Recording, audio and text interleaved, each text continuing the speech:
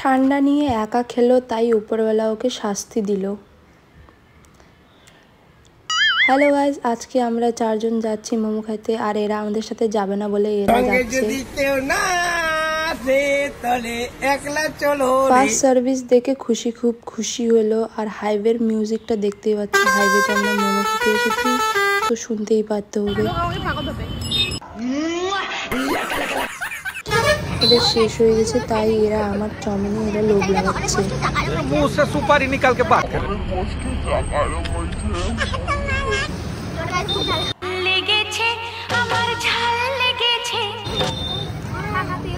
আমার পেটের আমাকে রিস্ক নিতে হলো, তার জন্য আমি ওকে খাওয়া দিলাম। আর আমার স্ট্রাগল দেখে রেশমি আমার জন্য চামচ নিয়ে আনলো।